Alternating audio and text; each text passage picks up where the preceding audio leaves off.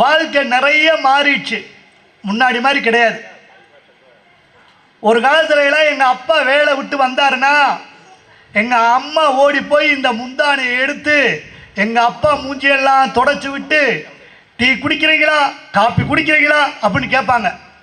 ஆனால் இன்றைக்கி எந்த லேடிஸ் அப்படி கேட்க முடியாது. ஏன் சொல்லுங்க?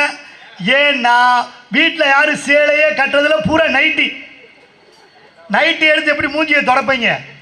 சோத்தை வடிக்க வேண்டியது நைட்டியில் துடைக்க வேண்டியது, பயலுக்கு மூக்கை சிந்த வேண்டியது நைட்டியில் துடைக்க வேண்டியது, மாவை அள்ள வேண்டியது நைட்டியில் துடைக்க வேண்டியது. அந்த நைட்டியோடு போய் புருஷ மூஞ்சியில் வச்சிங்கன்னா அதோடு வந்துடும் கொரோனா. அப்படி காலம் ஆகிப்போச்சு. உண்மையை நான் சொல்கிறேங்க. இந்த எல்லிஸ் நிருபதி கிட்டத்தட்ட நானும் ஒரு 30 வருஷமாக பார்க்குறேன். அப்படி ஒரு வளர்ச்சி.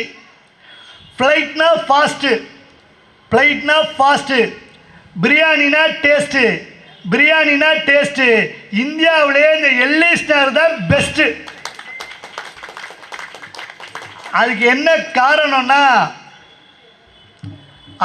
காரணம்னா ஏன் எல்லிஸ் நேரை இவ்வளோ பெருசாக சொல்கிறோன்னா, இந்த கோயிலில் நான் எப்போ பட்டிமன்றம் நடந்தாலும் சரி, இதுவரை நான் ஒரு 10 வருடமாக பார்க்குறேன். இந்த கோயிலில் ஒரு நல்ல பட்டிமன்றம் நடக்கும், கச்சேரி நடக்கும், எல்லாம் நடக்கும். ஆனால் இந்த டான்ஸ் ப்ரோக்ராம் மட்டும் நான் பார்த்தது இல்லைங்க. நான் உண்மையாக சொல்கிறேன்.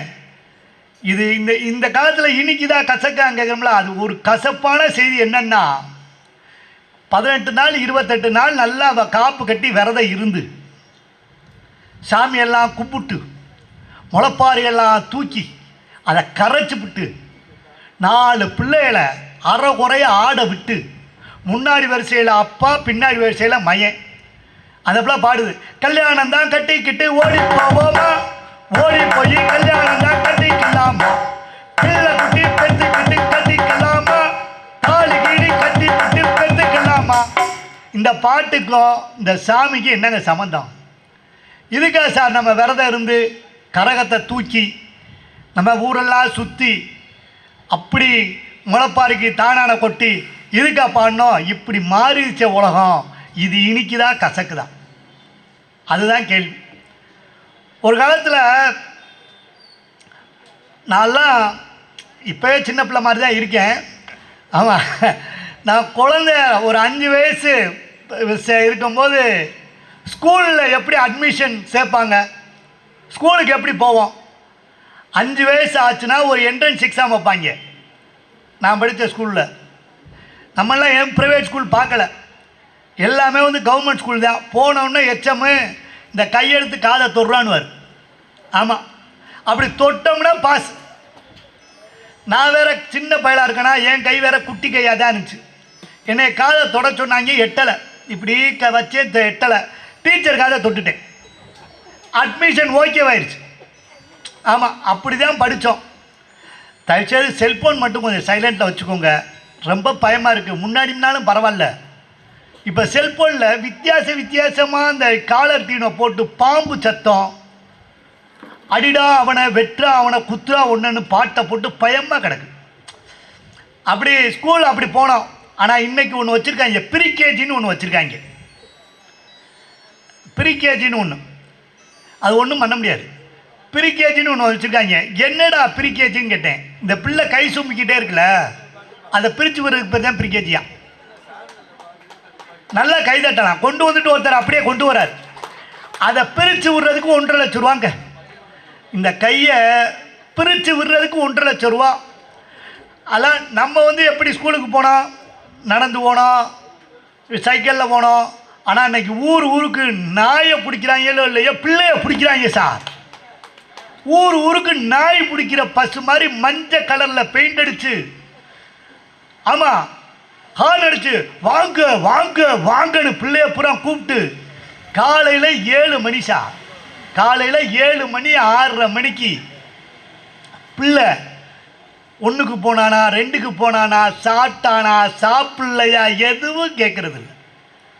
அந்த நாய் பிடிக்கிற பஸ்ஸில் நீங்கள் காலையில் பாருங்களேன், ஒரு வீட்டை அப்பா பயலுக்கு தலை சீவி விடுறாரு, அம்மா சாக்ஸை போட்டு விடுது, ஒரு அம்மா டையை கட்டுது, ஒரு அம்மா பெல்ட்டை போடுது. அதில் ஒரே எல்லாம் மாறிடுச்சு சார். ஒரே ஒரு பாட்டு மட்டும்தான் சார் பாடலை. பிள்ளையை தூக்கி இடுப்பில் வச்சுக்கிட்டு ஒரு பாட்டு பாடுறாங்க. காலையில் 7 மணிக்கு 6:30 மணி 6 மணிக்கு நிலா நிலா ஓடிவா பாட்டு.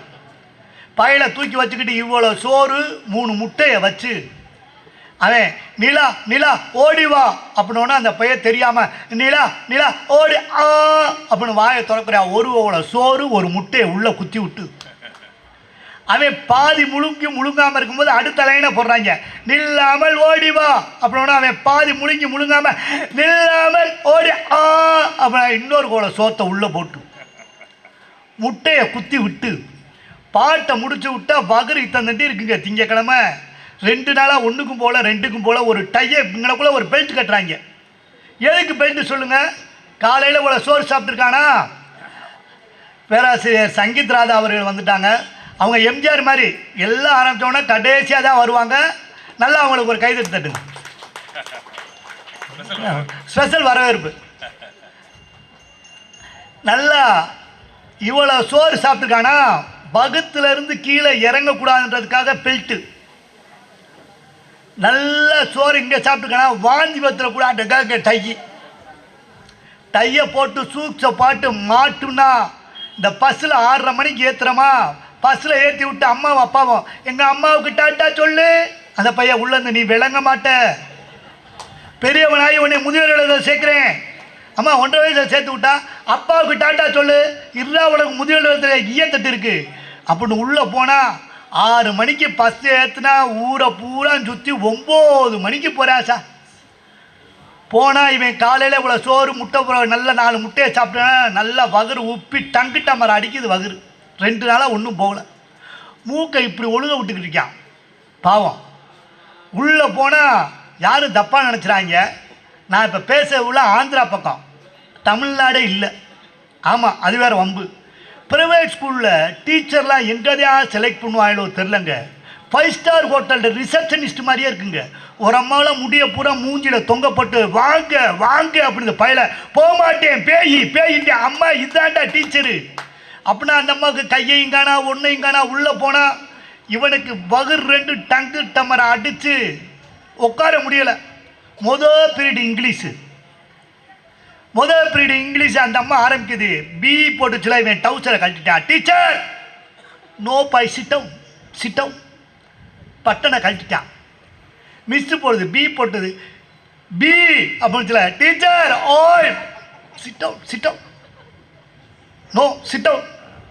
அடுத்து பி ஓ அப்படின்னு டவுசரை கையில் வச்சுட்டான். Teacher no boy சிட்டவும்.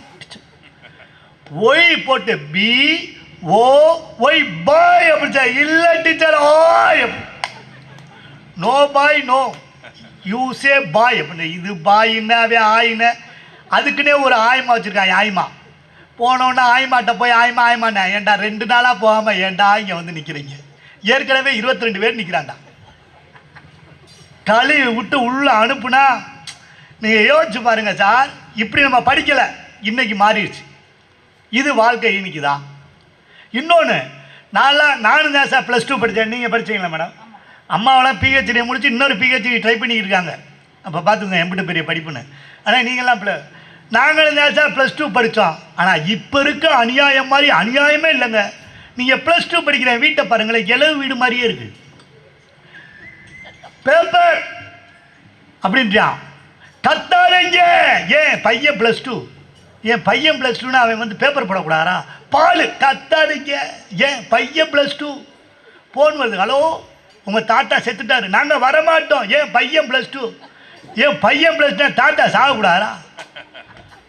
அப்பா கூப்பிட்டு சொல்கிறாரு, டே நீ எப்படியாவது டாக்டர் ஆயிரு, அம்மா நீ எப்படியாவது இன்ஜினியர் ஆயிரு, அவங்க பாட்டி நீ எப்படியாவது வக்கீல் ஆயிடுறா. 3 ஒருத்தர் எப்படிங்க 3 அவன் மொத்தத்தில் லூஸ் ஆயிடுறான். வீடே டென்ஷனாக இருக்கு, இவன் ஹாப்பியாக இருக்கான். படிப்பு. நான் எல்லாத்துக்கும் சொல்கிறேங்க, எல்லாத்துக்கும் ஒன்று சொல்கிறேன். படிப்பு மட்டுமே வாழ்க்கையில் ஒருத்தர் படிப்பு தேவை. படிப்பு மட்டுமே ஒரு மிகச்சிறந்த மனிதனாக மாற்றி விடாது. இதுக்கு தான் கைதட்டணும். எல்ஐசி மக்கள் ரொம்ப அறிவார்ந்த மக்கள்ன்றதுனால சொல்கிறேன். ஒருத்தன் வந்து டாக்டருக்கு கிடைக்கல, நீட்டு கிடைக்கல, இன்ஜினியரிங் கிடைக்கல, கவலைப்படக்கூடாது சார். 1000 உதாரணம் இருக்குது சார். 1000 உதாரணம் இருக்குது. படிப்பு தேவை. சரி, நான் கேட்குறேன், எதுக்கு சார் படிக்கணும்? ஒருத்தன் சும்மா உட்காந்து இப்படி காலாட்டிக்கிட்டே இருந்தான் படிக்காமல் கொள்ளாமல்.